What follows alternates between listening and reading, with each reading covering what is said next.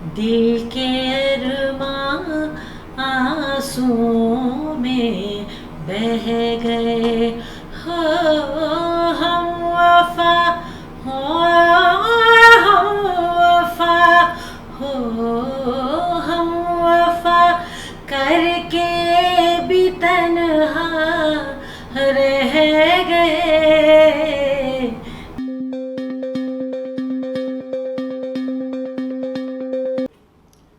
आदाब, नमस्कार। मैं वसीम अख्तर और हम मौजूद हैं इस वक्त अपने स्टूडियो में। द लीडर हिंदी की ख़ास मेहमान है वो शख्सियत 40 साल पहले ऐसी मुहिम का आगाज़ किया जो दर्द था, जो महिलाओं का दर्द था, जिस पर लोग बात करने के लिए तैयार नहीं होते थे, आसानी से कोई हिम्मत नहीं जुटाता था। अब से 40 साल पहले ऐसी फिल्म आई जिसने महिलाओं के उस दर्द को, जिसकी चुभन तो सभी को थी लेकिन उनको लफ्ज़ नहीं मिल पाते थे, उनको ज़ुबान नहीं मिल पाती थी, उसे ज़ुबान मिली। और 40 साल बाद हमने देखा कि उस 3 तलाक़ पर, जिस पर लोग बात करने के लिए तैयार नहीं होते थे, एक डर था, उस पर एक कानून बना। लोग सलमा आगा साहिबा को इस तौर पर भले ही पहचानते हों कि उन्होंने निकाह फिल्म में बहुत अच्छा अभिनय किया और ऐसे गीत दिए जो आज भी लोगों की ज़ुबान पर गूंजते हैं। लेकिन उनका सबसे बड़ा अगर योगदान हम देखें तो ये है कि 40 साल पहले जो उन्होंने इस फिल्म से आवाज़ बुलंद की थी, उस आवाज़ को अपनी मंजिल अब आकर मिली है। 2022 में वो कानून बन गया जिस पर रोक लगा दी गई 3 तलाक़ पर। और ये बात अगर हम देखें तो इस 40 साल पहले आपने उस फिल्म में उठाई थी, और उस फिल्म की अगर हम बात करें तो ऐसा लगता था उसको देखने के बाद शायद वो फिल्म आपके लिए बनी है और आप उस फिल्म के लिए बनी थी। बहुत बहुत स्वागत है हमारे स्टूडियो में।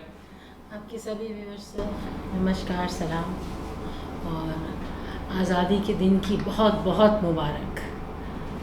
हमारे मुल्क के लिए ये दिन सबसे ज़्यादा अहम है जब हिंदुस्तान बना।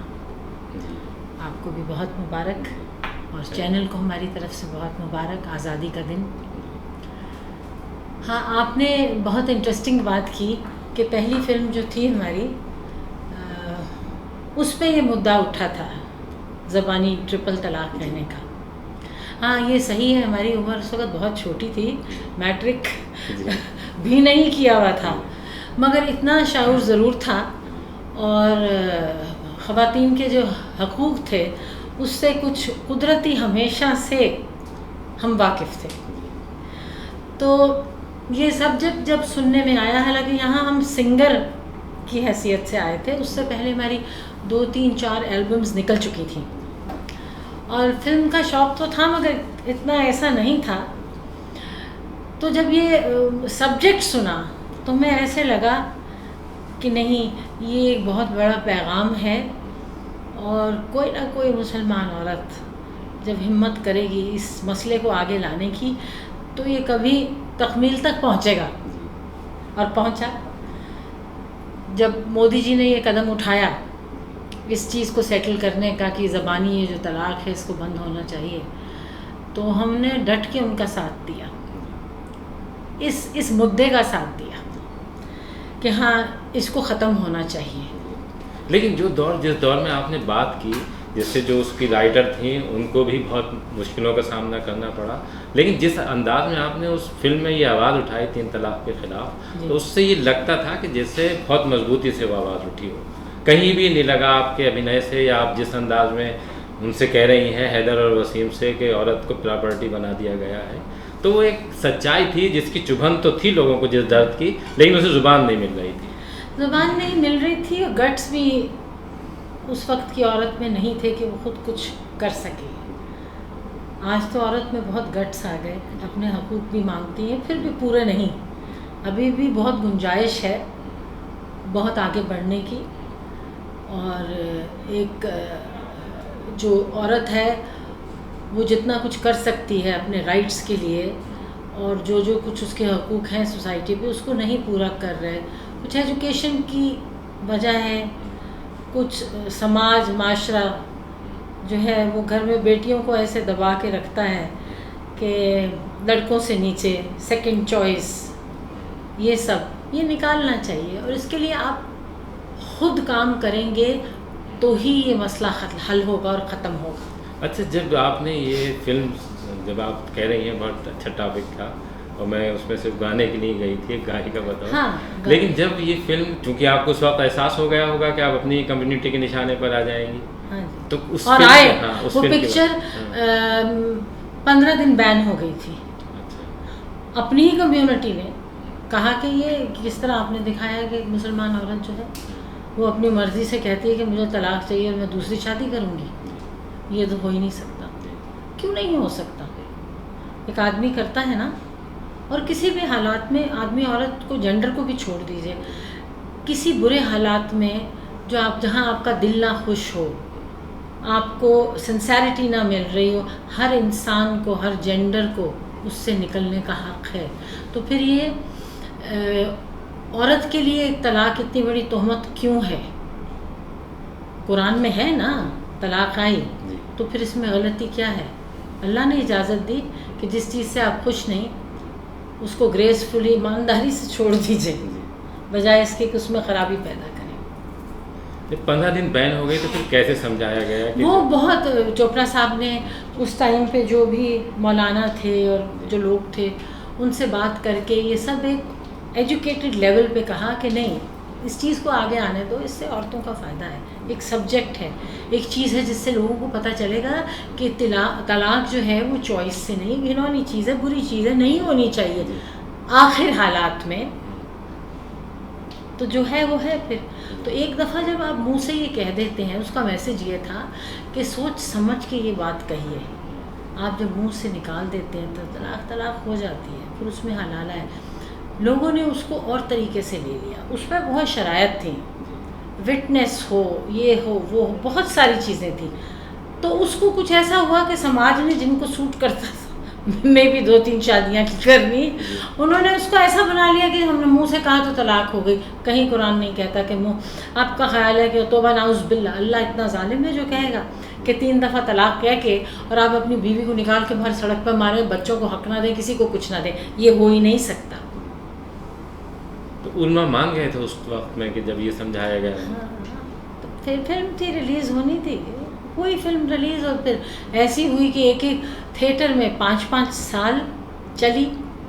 लेकिन ये लड़ाई तो बहुत लंबी चली। जैसे अगर हम 40 साल पहले की बात करें जब वो फिल्म आई थी, और आप जैसे बता रही हैं कि उलमा ने उस वक्त विरोध किया, लेकिन उसके बाद वो मान गए थे समझाने पर, लेकिन ये लड़ाई तो उसके बाद भी चलती रही अगर हम फिल्म के बाहर देखें तो। हाँ जी, वो उसको फिर आपको पता है कई चीज़ें होती हैं जिनको पॉलिटिकल रंग दे दिया जाता है, फिर उससे हमारे जो समाज के मुख्तलिफ हिस्से हैं वो उसका अपना अपना मकसद से फ़ायदा उठाते हैं।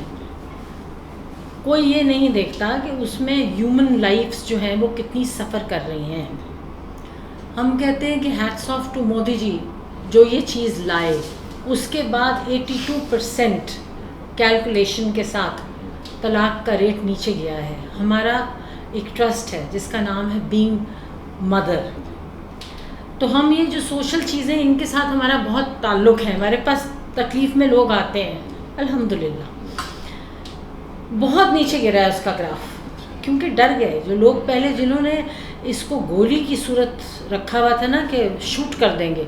एक औरत गोली के निशाने पे थी, तलाक की शक्ल, हाँ तलाक की शक्ल पे, और एक खौफ की ज़िंदगी गुजार रही थी। आप दूसरी भी शादी कर लें, उसने बोलना नहीं। कहाँ कुरान कहता है कि आप दूसरी शादी कर सकते हैं? अगर औरत बीमार है, औलाद नहीं पैदा कर सकती, उसकी फिर उसके बावजूद भी लिखी हुई इजाज़त, तर्जुमा पढ़ें। जो लोग इस चीज़ के बनते हैं ना मालिक, वो तर्जुमा पढ़ें क्या लिखा है, रिटन इजाज़त, और वो भी एक माजूर औरत को, उस औरत को जो बेचारी को कोई डिसेबिलिटी हो और बच्चा नहीं पैदा कर सकती, उसके बाद भी कुरान कहता है लिख के इजाज़त दो, वो कहेगी तो तुम शादी कर सकते हो। तो ये ट्रिपल तलाक ने एक बंदूक दे दी थी आदमी के हाथ में कि औरत बोल ही ना सके। वैसे एजुकेशन की कमी है हमारे माशरे में, बहुत सारी मिकदार में जो औरतें हैं वो डर के ज़िंदगी इस तरह गुजार रही होती हैं कि अगर ये आदमी छोड़ के चला गया, हमारी पढ़ाई लिखाई नहीं है, हमें कुछ आता नहीं है, ये बच्चे कौन पालेगा जी। औरत का मेन फोकस उसकी औलाद है। उसी खौफ में मार भी खाती है, धक्के भी खाती है, उनको खाना खिलाए, वो खुद तो कुछ कर नहीं सकती। तो ये एक ये सारा प्रोसेस है माशरे का, जिसमें हम लोग जब तक उसमें अपना इनपुट नहीं देंगे, अपने एफर्ट्स नहीं देंगे, ये चीज़ कहीं पहुंचेगी नहीं। हमारे होते हुए नहीं पहुंचेगी, कुछ सालों बाद पहुंचेगी, तो फिर भी कामयाबी है, फिर भी लोगों को आसानी है। ये चैलेंजिंग इस वजह से भी ज़्यादा थी कि जो इसकी राइटर थी वो हम जो कम्युनिटी है जिसके लिए फिल्म बनाई गई थी उससे नहीं आती थी। समझे नहीं क्या? जो राइटर जिन्होंने ये कहानी लिखी, जी जी, तो वो जो कम्युनिटी इसको फेस कर रही थी 3 तलाक को, वो उससे नहीं आती थी। नहीं, मगर एक औरत जो है, एक औरत का दुख तो जानती है ना, एक इनसिक्योरिटी जो है वो तो है ही है। और फिर इस चीज़ को ऐसे भी यूज़ किया जा रहा था, जो कि खैर बाद में तो लॉ आ गया था कि आप मज़हब बदल लें तो आप दूसरी शादी कर सकते हैं। ये क्या बात हुई? ये ना दोनों की, ना एक आदमी की सिंसेरिटी है औरत के साथ, ना ये मजहबी तरीके से है। ये करप्ट आइडिया है कि आप अपना मज़हब छोड़ के, क्योंकि आप मुसलमान हो गए इसलिए आप दूसरी शादी कर सकते हैं। तो इसको रोकने के लिए ये बेस थी। ज़बानी आपने तलाक कही और जाके कुछ भी कर लिया, दूसरी शादी कर ली, ये तो बात नहीं है। आप इतना, कुरान में ऐसा कुछ नहीं है, चाहे कोई भी कहे, तर्जुमा है वो पढ़िए। अच्छा, बहुत से लोग ये, जैसे आपने उस फिल्म में ये गाना गाया था दिल के अरमां, तो हमसे लोगों ने, जब हमने ये दिया अपने चैनल पे चलाया कि वो हमसे रूबरू होंगी, हमसे बात करेंगे, तो बहुत से लोगों की ये फरमाइश थी, बल्कि एक तरह से ख्वाहिश भी थी कि वो जो दिल के अरमां आंसू में बह गए, वो ज़रा सा अब उनसे सुनवा दीजिएगा। ठीक है, लोगों की फरमाइश जी, हमारे सिर आँखों पे ज़रूर।